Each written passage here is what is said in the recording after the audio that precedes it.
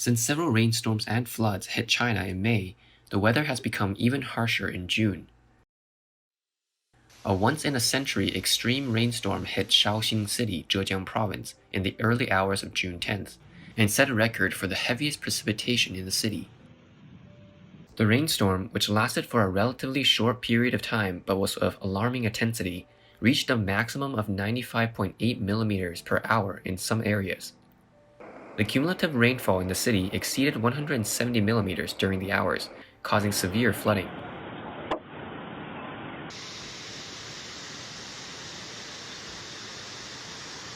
As seen from online videos, the roads in the area became rivers. Some cars were driving in the water,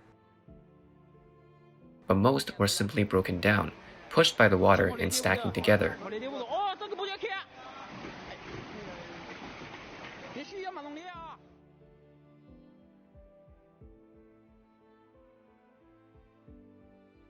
The water flooded houses up to the knees.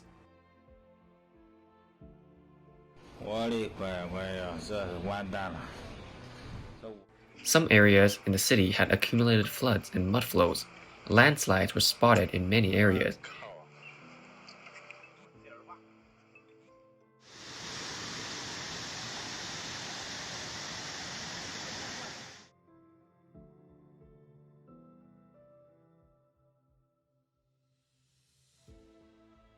And there were flash floods along the Puyang River basin. As reported by official media, at least 3 people were killed, 2 people were missing, and 1,835 people were evacuated as a result of the flooding by the end of June 10th. Online videos also show some villagers' homes were flooded to a depth of around 1.5 meters. Landslides occurred in the Wuyi scenic area, causing at least 3 houses to be buried.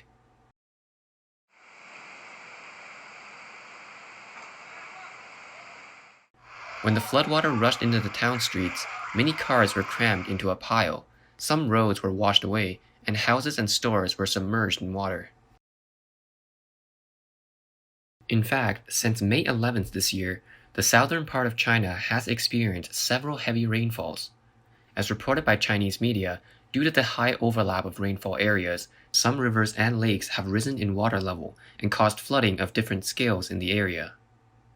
In 9 provinces and cities, including Hunan, Jiangxi, Zhejiang, Fujian, Guangdong, and Guangxi, 79 rivers have been flooded beyond the warning level since May. In response to the possible flooding from heavy rainfall, the Fuchun River Dam, a large reservoir in Zhejiang Province, was released on May 23rd. Though the situation seems alarming, the official department said this year's rainfall is within the normal ranges, but does not rule out the possibility of deterioration in the later stages. However, according to official data, since the beginning of this year, most of the precipitation in eastern and central China has been 20 to 50% more than in previous years. Official data also shows that major rivers in China, such as the lower Yangtze River in southeastern China, the Pearl River Basin, the Qingtang River, which flows through the Zhejiang Province mentioned earlier, are all more likely to experience heavy rainfall and floods this year. In addition, as the temperature rises, Tibet and Xinjiang may also suffer from snowmelt-type flooding, the same of which happened last year and caused numerous floods. At the same time last year, the upper and lower reaches of China's longest river, the Yangtze River, experienced unprecedented floods, where the Huaihe River Basin, South and Southwest China, and the southeast coast were all hit by severe flooding and continuous heavy rainfall.